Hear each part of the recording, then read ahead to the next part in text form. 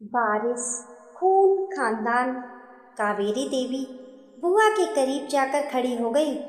आप तो रामायण और महाभारत का पाठ रोज करती हैं ना दीदी, तो बताइए, क्या यशोदा मैया ने कान्हा को जन्म दिया था? नहीं ना। पर दुनिया आज भी कान्हा को देवकी नंदन से ज्यादा यशोदा नंदन के नाम से जानती है। जब भगवान ने ही भेद नहीं किया तो हम इंसान कौन होते हैं खून का हिसाब करने वाले? पर कावेरी, वो भगवान थे, ये कलयुग है।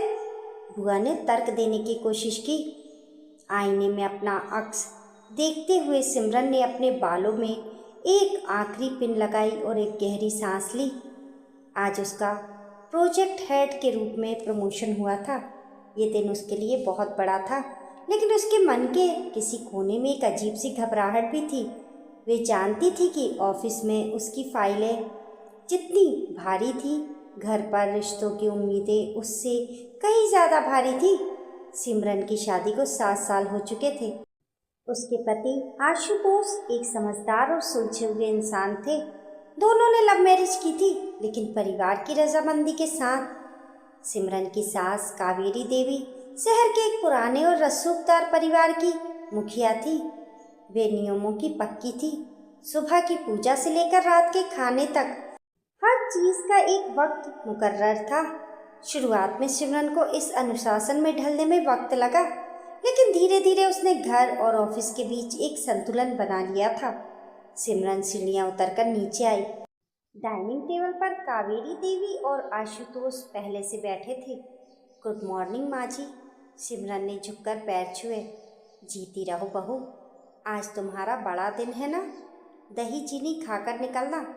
कावेरी देवी ने बिना उसकी तरफ देखे अपनी चाय की चुस्की लेते हुए कहा। सिमरन के चेहरे पर मुस्कान आ गई। कावेरी देवी का प्यार जताने का तरीका अलग था। वे शब्दों से कम और व्यवहार से ज़्यादा बोलती थी, लेकिन इस घर की 4 दीवारी में एक खामोशी भी गूंजती थी। वे खामोशी थी एक बच्चे की किलकारी की कमी। 7 साल रिश्तेदारों के लिए ये सिर्फ एक संख्या नहीं थी, बल्कि ताने मारने का एक लाइसेंस था। शुरुआत के 2 साल तो अभी करियर बनाना है कहकर निकल गए। अगले 3 साल डॉक्टर के चक्कर काटने, आईवीएफ के असफल प्रयास और निराशा में बीते। और अब सिमरन और आशुतोष ने एक ऐसा फैसला लिया था जो शायद इस पुराने ख्यालात वाले परिवार में भूचाल ला सकता था। शाम को घर लौटते वक्त सिमरन और आशुतोष कार में खामोश थे। आशु, क्या हमें आज ही माँ जी से बात करनी चाहिए? सिमरन ने हिचकिचाते हुए पूछा। आशुतोष ने उसका हाथ थाम लिया। सिमी, हम 6 महीने से इस प्रोसेस में लगे हैं। अब जब अनाथालय से कंफर्मेशन आ गया है तो हमें बताना ही होगा। हम कब तक छिपाएंगे? घर पहुंचते ही उन्हें पता चला कि कावेरी देवी की बड़ी ननद सुमित्रा बुआ आई हुई है। सुमित्रा बुआ वह शख्सियत थी जिनके आने से घर का तापमान अपने आप बढ़ जाता था। उनकी जुबान कैंची से तेज चलती थी और निशाना हमेशा सिमरन होती थी। ड्राइंग रूम में घुसते ही सुमित्रा बुआ की आवाज़ कानों में पड़ी। अरे कावेरी, अब तो हद हो गई, 7 साल हो गए, कब तक इस सूने आंगन को देखोगी? मैंने तो पहले ही कहा था, पढ़ी लिखी लड़कियों को करियर का नशा होता है, कोख का सुख उन्हें क्या पता। सिमरन दरवाजे पर ही ठिठक गई। आशुतोष को गुस्सा आया, लेकिन सिमरन ने उसे रोक दिया। वे अंदर गए। नमस्ते बुआ जी। सिमरन ने शिष्टाचार निभाया। आओ आओ कलेक्टर साहिबा, सुना है आज तरक्की मिली है, पर असली तरक्की तो तब है जब गोद में लाल हो, वरना ये दौलत शोहरत किस काम की जब बारिश ही ना हो। बुआ ने जले पर नमक छिड़कते हुए कहा। कावेरी देवी चुपचाप माला जप रही थी। उन्होंने कोई प्रतिक्रिया नहीं दी। सिमरन का दिल भारी हो गया। वे अपने कमरे में चली गई। रात को खाने के बाद जब सब बैठे थे, आशुतोष ने हिम्मत जुटाई। माँ, बुआ जी, हमें आप सबसे कुछ ज़रूरी बात करनी है। कावेरी देवी ने प्रश्नवाचक नज़रों से देखा। माँ, आप जानती हैं कि हम पिछले कुछ सालों से बच्चे के लिए कितनी कोशिश कर रहे थे। डॉक्टर्स ने जवाब दे दिया है, लेकिन हम माता पिता बनना चाहते हैं। इसलिए हमने और सिमरन ने मिलकर एक फैसला लिया है। पूरे कमरे में सन्नाटा छा गया। सुमित्रा बुआ की आंखों में चमक आ गई, जैसे उन्हें लगा हो कि आशुतोष शायद दूसरी शादी की बात करेगा या किसी बड़े डॉक्टर की। हम एक बच्ची गोद ले रहे हैं, आशुतोष ने एक सांस में कह दिया। उसका नाम पीहू है, वे 1.5 साल की है। अगले हफ्ते हम उसे घर ला रहे हैं। ये सुनते ही जैसे कमरे में बम फट गया हो। सुमित्रा बुआ के हाथ से पानी का गिलास छूटते छूटते बचा। क्या गोद लोगे अनाथालय से? बुआ चिल्लाई। आशु, तेरा दिमाग तो ठिकाने पर है? तुझे पता भी है कि उसका खून किसका है, उसकी जात क्या है, उसका खानदान क्या है? हमारे रघुवंशी खानदान में आज तक किसी ने बाहर का खून नहीं मिलाया। सिमरन ने आशुतोष का हाथ कसकर पकड़ लिया। उसे इसी विरोध का डर था। बुआ जी, खून का क्या है? वे एक मासूम बच्ची है, सिमरन ने दबी आवाज में कहा। तू तो चुप ही रह, बुआ ने सिमरन को डांटा।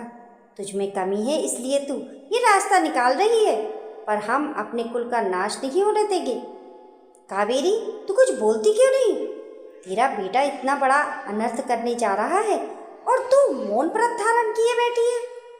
कावेरी देवी ने अपनी माला मेज पर रखी। उनका चेहरा भाव शून्य था। सिमरन की धड़कनें रुक गई थी। उसे लगा कि आज सास भी बुआ का ही साथ देंगी। आखिर परंपरा और कुल की बात थी। कावेरी देवी ने आशुतोष की आंखों में देखा। तूने कागजी कार्रवाई पूरी कर ली? जी माँ, आशुतोष ने सिर झुकाकर कहा। बच्ची स्वस्थ तो है? जी माँ, बिल्कुल स्वस्थ है। कावेरी, तू ये क्या पूछ रही है? तुझे रोकना चाहिए इसे। बुआ ने फिर हस्तक्षेप किया। अरे, कल को समाज क्या कहेगा कि रघुवंशी खानदान को अपना वारिस बाजार से लाना पड़ा।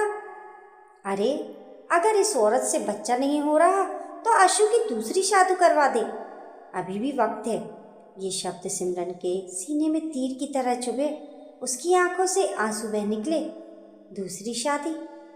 क्या उसका अस्तित्व सिर्फ एक बच्चा पैदा करने की मशीन तक सीमित था? तभी कावेरी देवी अपनी जगह से उठी। उनकी कद काठी और व्यक्तित्व इतना प्रभावशाली था कि बुआ भी एक पल के लिए सहम गई।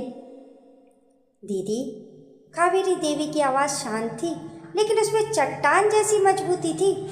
संभल कर बोलिए, आप मेरे घर में बैठी हैं और मेरी बहू के बारे में बात कर रही हैं। सिमरन और आशुतोष ने हैरानी से कावेरी देवी को देखा। वारिस, खून, खानदान। कावेरी देवी बुआ के करीब जाकर खड़ी हो गई।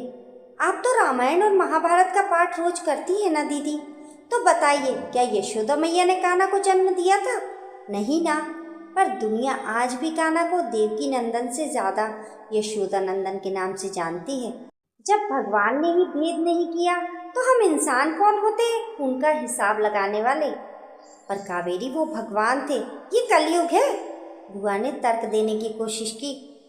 कलयुग इंसानों के दिमाग में है दीदी। कावेरी देवी ने सिमरन के पास जाकर उसके कंधे पर हाथ रखा। सिमरन को लगा जैसे उसे दुनिया का सबसे मजबूत सहारा मिल गया हो। मेरी बहू में कोई कमी नहीं है, कमी हमारी सोच में है।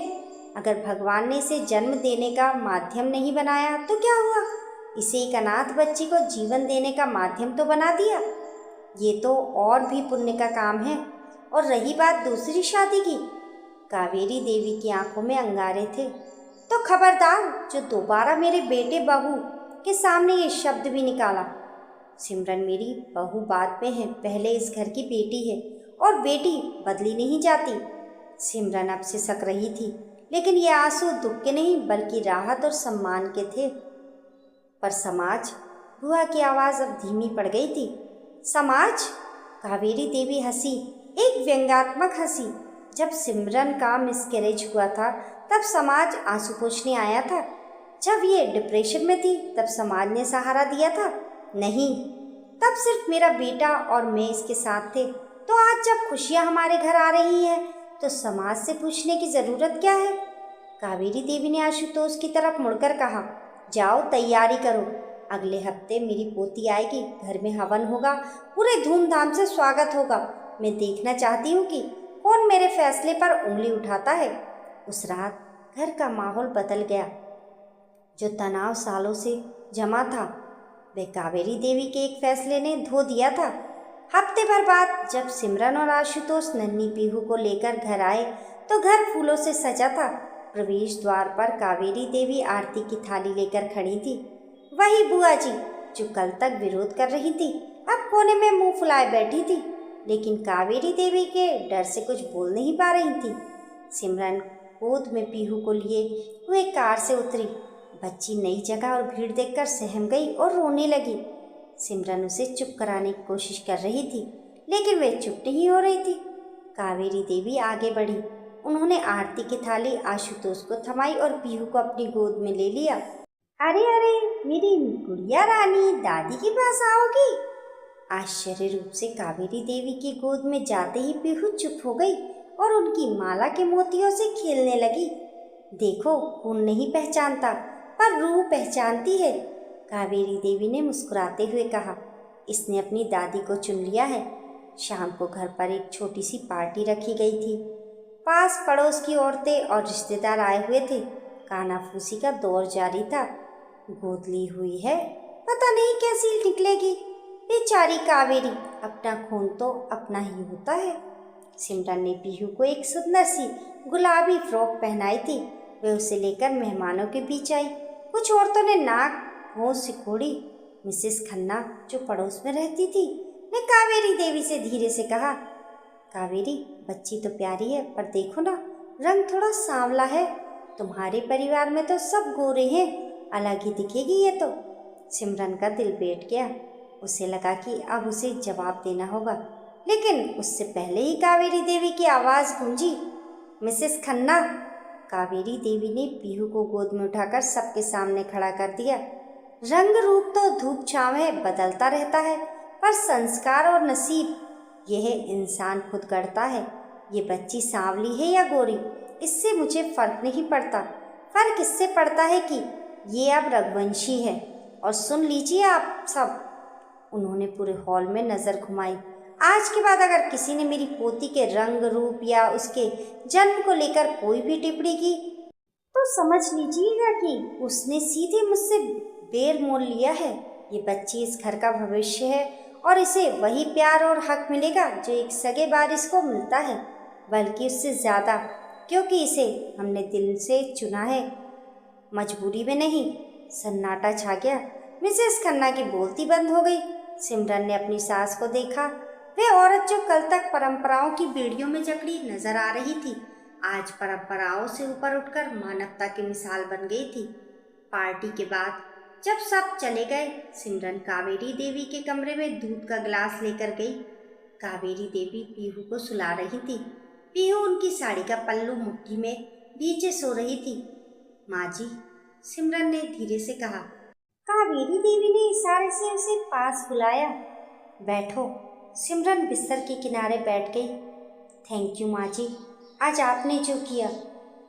मुझे लगा था कि तुझे लगा था कि मैं पुरानी सोच वाली सास हूँ जो कुल के दीपक के लिए रोएगी। कावेरी देवी ने मुस्कुराते हुए कहा, बहू, मैं पुरानी जरूर हूँ पर पत्थर नहीं हूँ। मैंने देखा है कि तूने इस घर के लिए क्या कुछ नहीं किया। तूने मेरे बेटे को संभाला, इस घर को संभाला। एक बच्चे की कमी तुझे अंदर ही अंदर खाए जा रही थी। मैं वो नहीं चाहती थी। उन्होंने सिमरन के हाथ पर अपना हाथ रखा। जानती है, यशोदा बनना आसान नहीं होता। देवकी सिर्फ जन्म देती है, पर यशोदा को उस बच्चे को पालना होता है जो उसका होकर भी दुनिया की नज़रों में उसका नहीं होता। तुझे बहुत बातें सुनने पड़ेंगी, बहुत ताने सहने पड़ेंगे, पर याद रखना, जब तक मैं जिंदा हूँ कोई उंगली तेरी तरफ नहीं उठेगी। तू बस मेरी पोती को एक अच्छा इंसान बनाना। सिमरन ने झुककर अपनी सास के घुटनों पर सिर रख दिया। उसकी आंखों से बहते आंसू कावेरी देवी की साड़ी को भिगो रहे थे। आज उसे एहसास हुआ कि उसने एक बेटी नहीं गोद ली, बल्कि उसने खुद एक माँ पाली है। कमरे में मंद रोशनी थी। पीहू नींद में मुस्कुरा रही थी। उसे नहीं पता था कि उसे कैसा परिवार मिला है, लेकिन उसे ये जरूर पता था कि वह सुरक्षित है दो माँओं की छत्र छाया में। एक वो जिसने उसे दिल से अपनाया था और दूसरी वो जिसने ढाल बनकर उसे जमाने की नजरों से बचाया था। उस रात उस घर की दीवारों ने एक नई कहानी लिखी, एक ऐसी कहानी जहां खून के रिश्ते हार गए थे और दिल के रिश्ते जीत गए थे। दोस्तों, आपकी इस कहानी के बारे में क्या राय है? हमें कमेंट करके ज़रूर बताएं। कहानी पसंद आने पर लाइक और शेयर करें। ऐसी ही अच्छी अच्छी कहानियों के लिए चैनल को सब्सक्राइब करना ना भूलें। मिलते हैं फिर एक नई कहानी के साथ। तब तक के लिए नमस्कार।